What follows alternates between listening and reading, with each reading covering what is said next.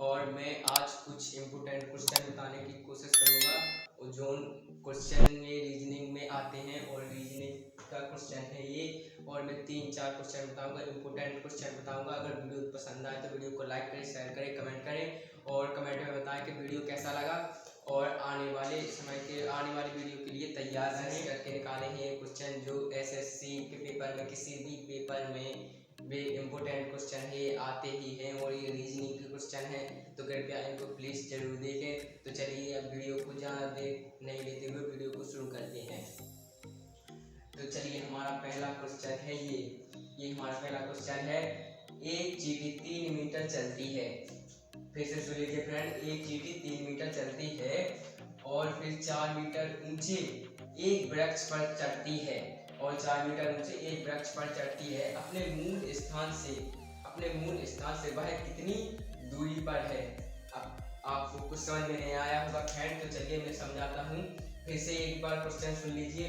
एक चींटी 3 मीटर चलती है और फिर 4 मीटर ऊंचे एक वृक्ष पर चढ़ती है। अपने मूल स्थान से वह कितनी दूरी पर है? तो चलिए फ्रेंड, इनके आंसर ये हैं। तो चलिए मैं इस आंसर को सॉल्व करके दिखाता हूँ। तो चलिए, चींटी का स्थान हो गया ये। अब वो 3 मीटर चलती है, 3 मीटर चींटी चलती है और 3 मीटर चींटी चलती है और फिर 4 मीटर ऊंचे एक वृक्ष पर चढ़ती है और 4 मीटर ऊंचे एक वृक्ष पर चढ़ती है। 3 मीटर चलेगी और 4 मीटर एक ऊंचे वृक्ष पर चढ़ेगी। आप कोई क्या करते हैं फ्रेंड, इन 3 को और इस 4 को प्लस कर देते हैं, तो इनको जोड़ देते हैं तो इनको आ जाता है 7। मगर इसमें 7 लिखा है तो ये बिल्कुल गलत है, ये बिल्कुल गलत है फ्रेंड। ऐसा नहीं होता। वो अपने मूल स्थान से वह कितनी दूरी पर है, वो बस इसकी दूरी पूछ रहा है और कुछ नहीं फ्रेंड, इसकी दूरी आपको बताना है। तो चलिए हम आपको इसकी दूरी निकाल के बताते हैं। तो चलिए फ्रेंड, 3 का अंडर रूट 3 त्रिके 9 आ गया फ्रेंड इसका, और इसका 4 चौके 16 इसको आ गया। तो अब इन दोनों को हम कर देते हैं क्या, प्लस में कर देते हैं।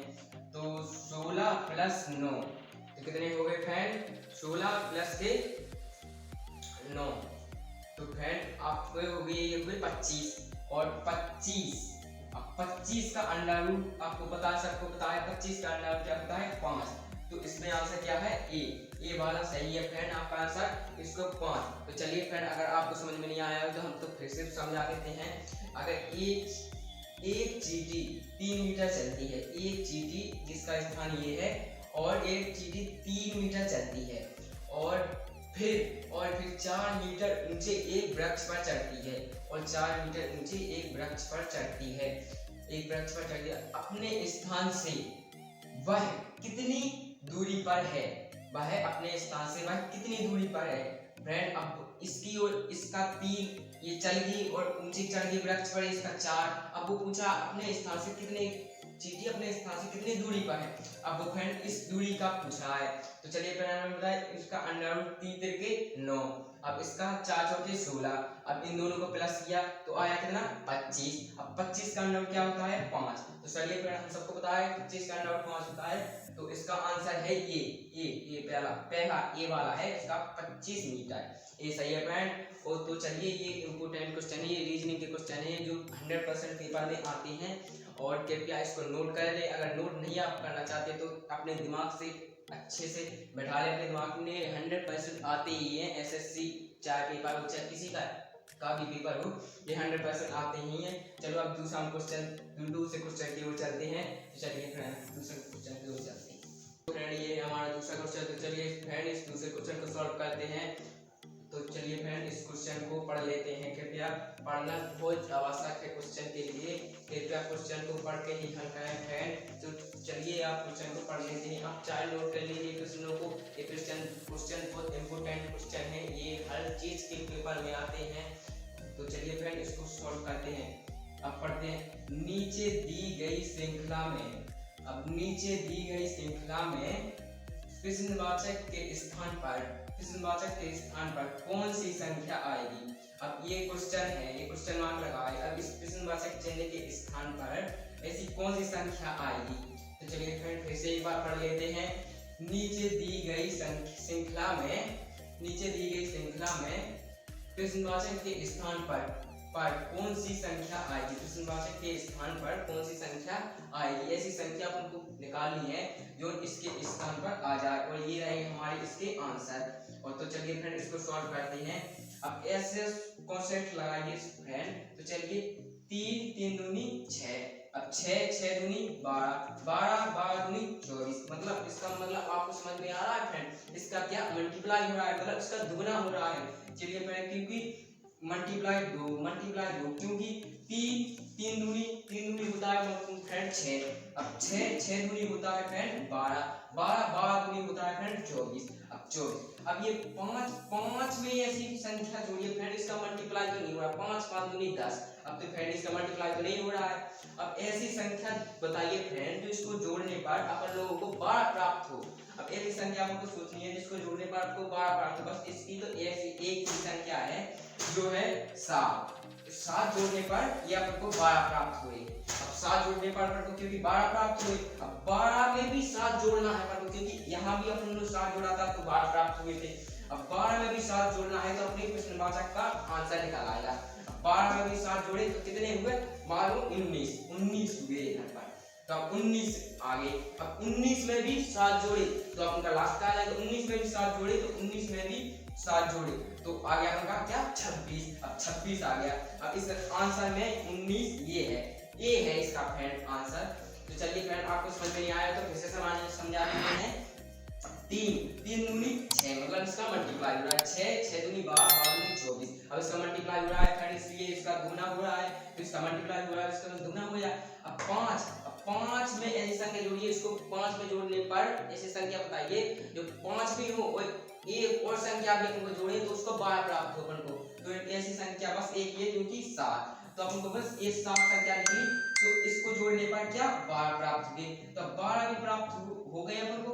अब 12 में भी 7 जोड़ा अपन ने, जो कि अपन को हुआ क्या 19, अपन का 19 हुआ, तो अपन को इस प्रश्नवाचक के यहाँ आ जाएगा क्या 19, तो इसका प्रश्नवाचक के यहाँ 19 आ गया, तो फ्रेंड अपन का इसका आंसर निकल गया। अब 19 में भी 7 जोड़े तो क्या आ गया 26, तो 26 ये आंसर इसका ये वाला सही है, ये आंसर इसका सही है, 19 सही है फ्रेंड। तो चलिए आप चलते हैं तीसरे प्रश्न की ओर। तो चलिए फ्रेंड, ये रहा हमारा तीसरा क्वेश्चन। तो चलिए फ्रेंड इस तीसरे क्वेश्चन को हल करते हैं। तो हल करने से पहले इस क्वेश्चन को पढ़ लेते हैं। तो कृपया फ्रेंड नीचे दी गई प्रश्न का सही वेन आरेख बताइए। अब वेन आरेख, अब आप फ्रेंड समझ रही इसका और इसका आंसर को पूछ रही वेन आरेख का मतलब इसमें संबंध क्या है, इनमें घोड़ा बंदर बाघ जो कि ये 3 है, इनका संबंध पूछ रहे हैं, एक दूसरे में किससे हैं, ये संबंध है इनका। तो फ्रेंड इसको चलिए, कई लोग ऐसे क्या करते हैं फ्रेंड कि घोड़ा बड़ा हो गया, उसके बाद बंदर हो गया, इसके बाद बाघ हो गया, ऐसे कोई कर देते हैं फ्रेंड, कोई कर देते हैं ये सही है, ये बिल्कुल गलत है फ्रेंड, ये बिल्कुल गलत है, ये नहीं है। कृपया मैं बताइए, वो वेग आरेख पूछा मतलब उसका संबंध पूछ रहा है कि इनमें संबंध है कोई के नहीं है। तो चलिए फ्रेंड इसको हम करते हैं सॉल्व। तो चलिए इनको हम करते हैं सॉल्व, क्योंकि ये घोड़ा तो सब में अलग होता है, तो घोड़ा अलग है, घोड़ा अलग हो गया। अब बंदर तो घोड़े की तरह नहीं भाग सकता है, वो तो क्योंकि पेड़ों पे चढ़ता है, तो वो तो पेड़ों पे चढ़ेगा ना, तो ये भी अलग है। और बाघ, अब बाघ को तो आप जानते हो कि बाघ कितनी तेजी से भागता है, तो ये बाघ भी अलग है। तो मतलब इन तीनों का संबंध एक नहीं है, ये तीनों अलग अलग है। तो इनमें तीनों अलग अलग कौन दिख रहे हैं, ये तो नहीं है, ये तो नहीं है और ये तो नहीं है। अब ये है, अब ये इसका फ्रेंड आंसर हो जाएगा, क्योंकि घोड़ा भी अलग है, बाघ भी अलग है, बंदर भी अलग है, तो फ्रेंड इसका ये आंसर सही हो जाएगा।